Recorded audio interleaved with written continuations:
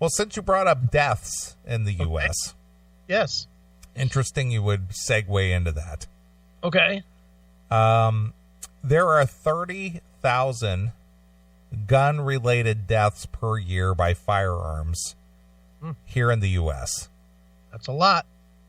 This number is not disputed. The U.S. population is 324,059,091 as of June 22nd of 2016.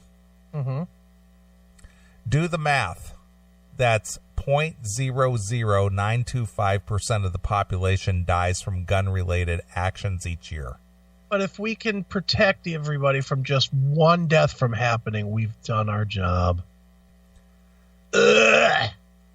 So in relation to the population and the actual gun-related deaths, it's 0.00925%. Wow. Less than 1%. It's just barely a blip on the radar. Mm-hmm. Statistically speaking, this is insignificant. What is never told, however, is a breakdown of those 30,000 deaths to put them in perspective as compared to other causes of death. Sure.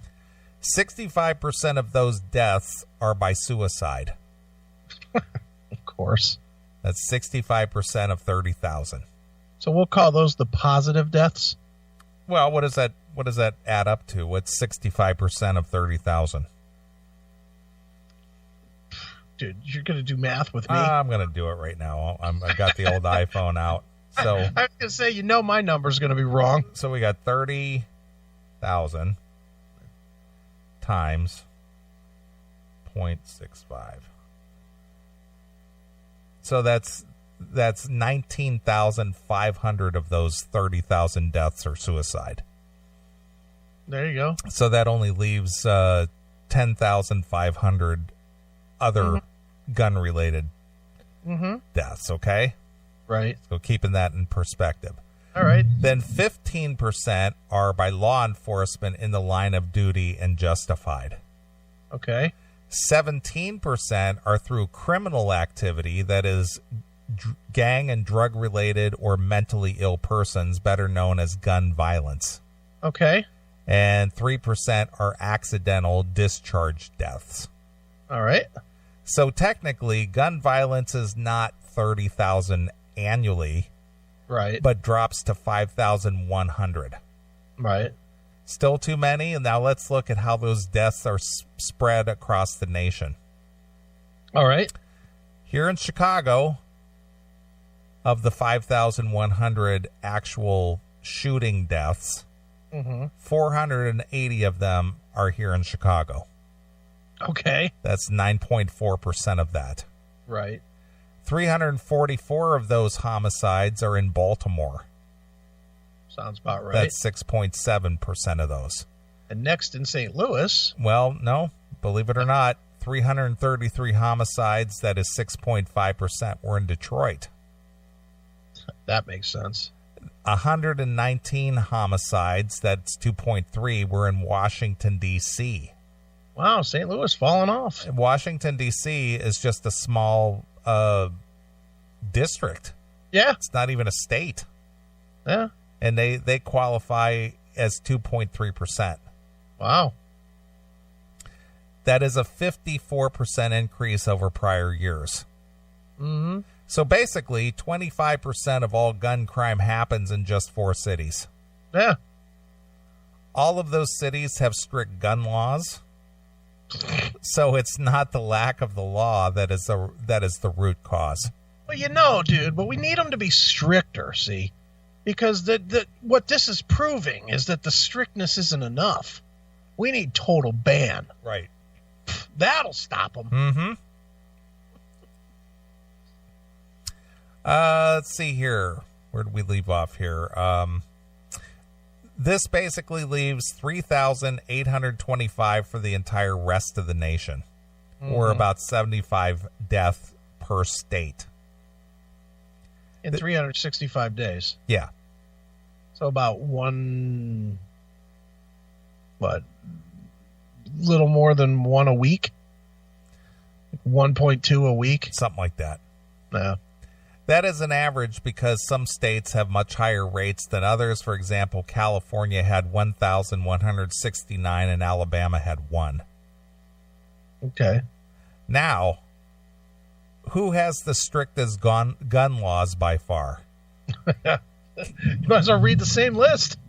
California, of course, but understand it is not guns causing this. It is a crime rate spawned by the number of criminal persons residing in those cities and the states. Right. So if all cities and states are not created equal, then there must be something other than the tool causing the gun deaths.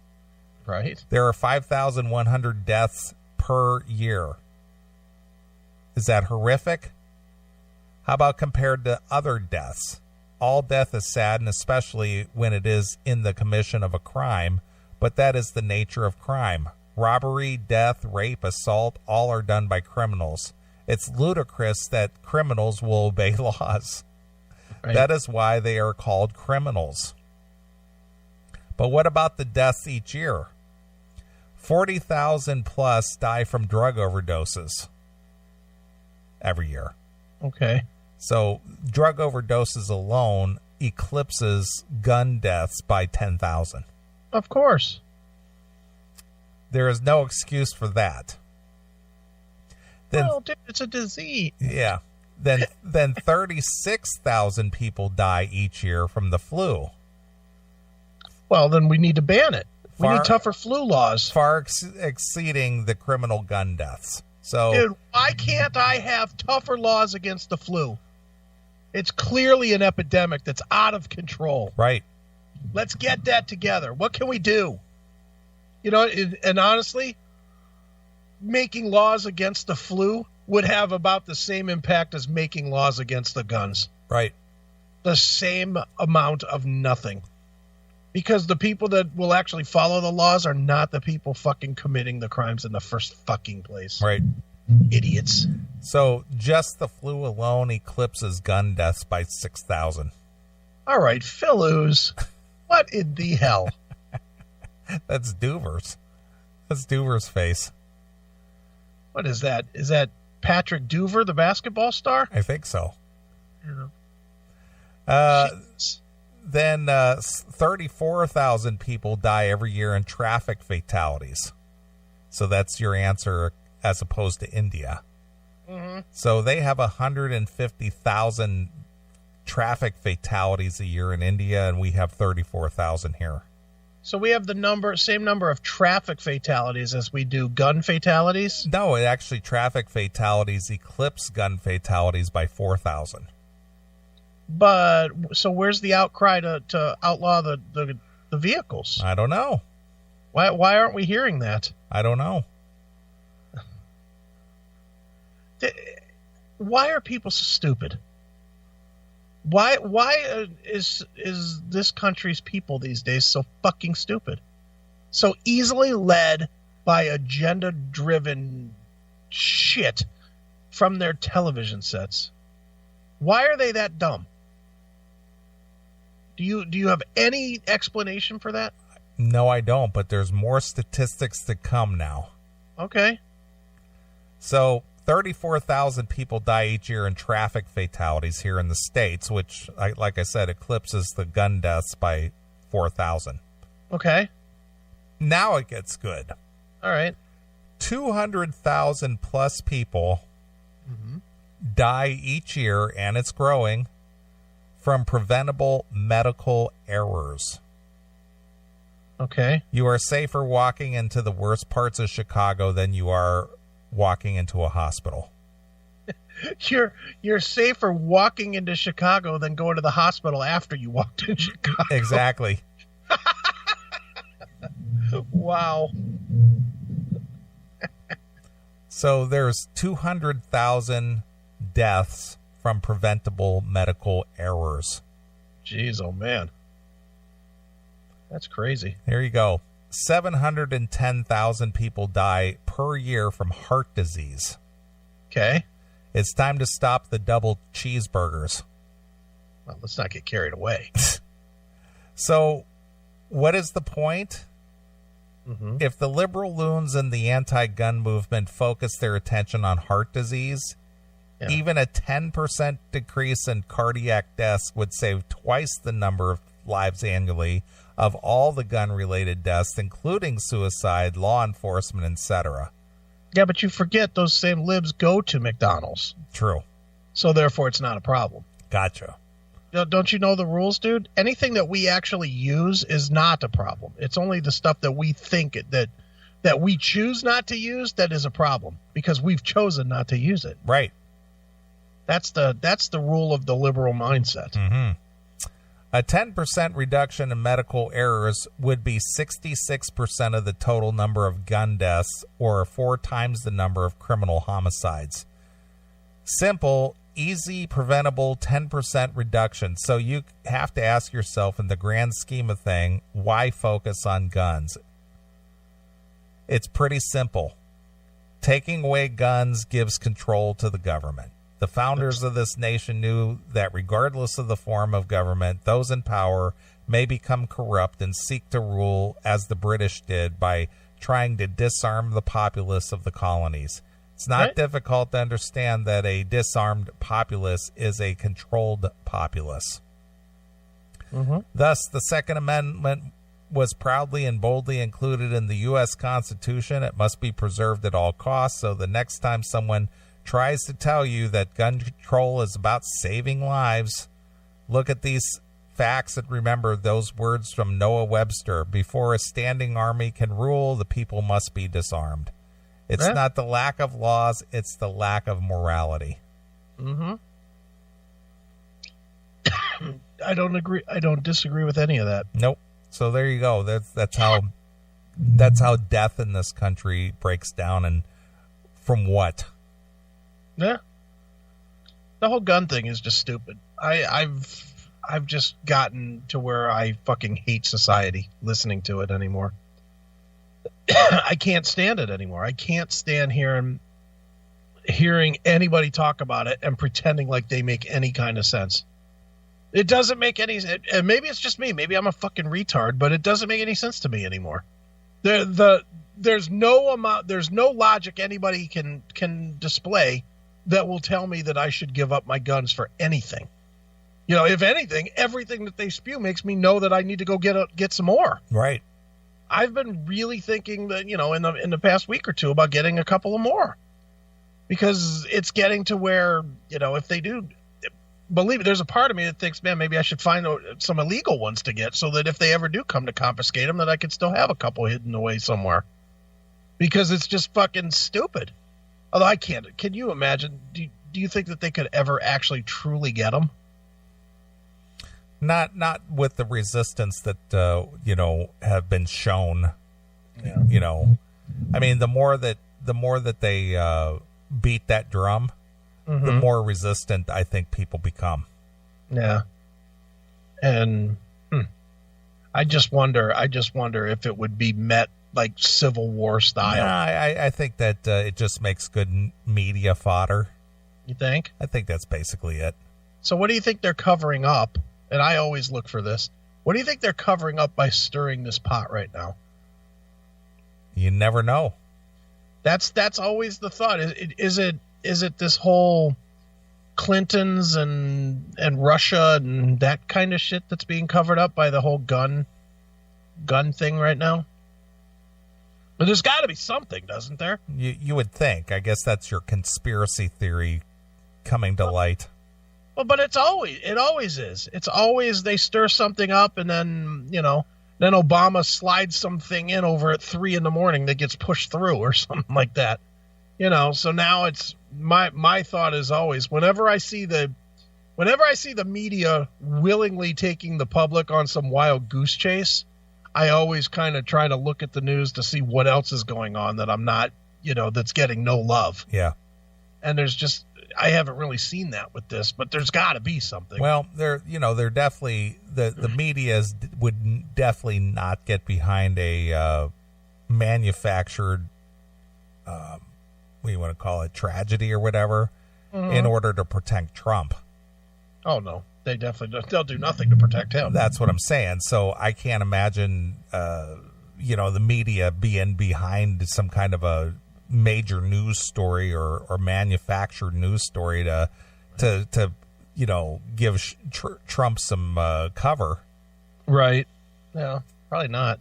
Speaking of Trump, and I don't want to turn this into a straight political thing, but I have to ask because truth be told, I've been too lazy to really investigate it hard.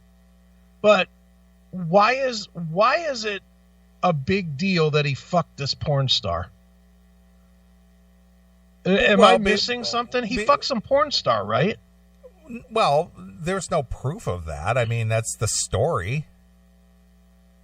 But this was like back, if it happened, again, I don't know if it happened or didn't happen. I mean, that's the story, but this happened in like 2007.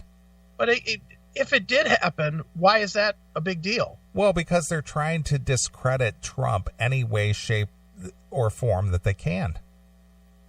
See, this guy's a scumbag. He was married to Melania, and he was banging strippers and porn stars. Oh, is that it? He was married? Well, yeah, he's been married to Melania for like 15 years. I don't know. I don't pay that much attention. But the point is, it's just anything you can do to try to discredit this president. Okay. I just keep seeing this Stormy Daniels this and Stormy Daniels that, and I'm like, what is the big deal? The guy stuck his dick in a porn star. Imagine that. Yeah.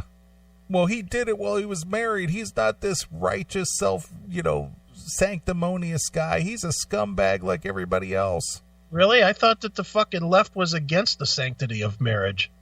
Well, I thought that they were for, marry whoever you want. Marry your fucking toaster. Do whatever you want. Well, isn't that their methodology? Well, again, it's just whatever it takes to discredit this guy. I see. Okay, I was just curious. I keep seeing the name.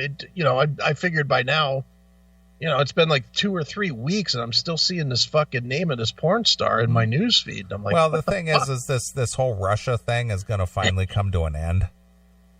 And who's that going to be against? Well, they were trying to show that somehow Trump won the presidency, through the help of Russia. But didn't it turn around that, like, the Clintons actually paid the Russians or something? Yeah, they did. So it's a negative on them, not on Trump. No, it's not a negative on Trump. But my point is that they've already beat this to death to where there's nobody been indicted for anything after a year and plus of quote unquote investigation. Nice. Nothing. But yet they kill the CNN, MSNBC, your typical news outlets. They just beat this drum for Russia. Right. And nothing's come of it. Nothing. Well, I plead ignorance on all of it. I really can't stomach any of it, so I don't watch very much of it. I hear about it, and I just don't. At this point, I can't. And I don't know if you seem like you're still plugged into it. I can't bring myself to get aggravated by the fucking news, because I just know that at best, no matter who's reporting it, whether it's Fox or CNN or whoever it is, at best I'm getting half of the picture. Mm-hmm. So why even give it any thought? It's all going to work out the way it's going to work out, whether this guy gets 8 years or whether he gets thrown out. And, I did see something that some Democrat from somewhere said today I saw it in my news feed about Fox, and some guy was on there saying, it's all crumbling for Trump and it's going to be ugly when he falls apart and it's coming any minute now. And I'm like, what's that about? Mm-hmm. But it's just rhetoric. It's not real, is that? Is that real? Is there a chance that he's like getting impeached pretty quick? No. I think he's going to do at least the whole 4, right? Well, the thing is that there are other pundits out there. Mm-hmm. They're saying that, Trump will easily win in 2020.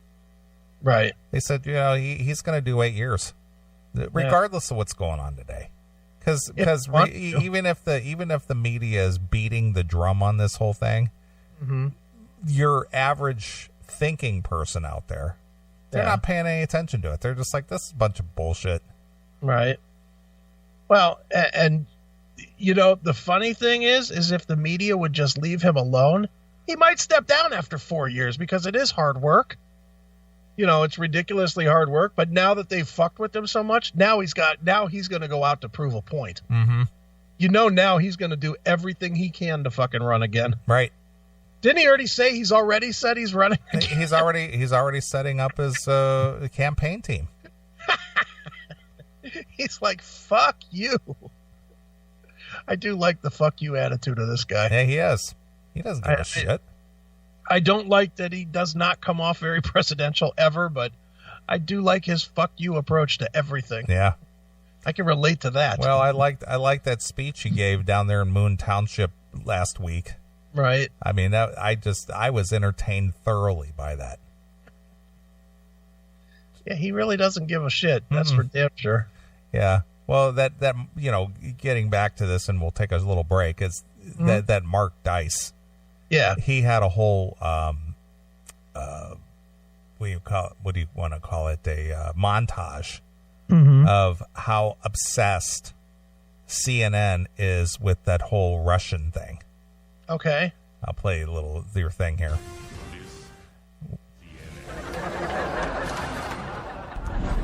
Good evening. We begin tonight with a major development in the Russia investigation. It was a conspiracy. And I think if there's any word that we take away from today, it's that this was a conspiracy. This is CNN Tonight. I'm Don Lemon, and we have breaking news on two huge stories tonight. First, the latest bombshell in the Russia investigation, and this is big. The Russia story we expected tonight, and the Russia story almost no one expected.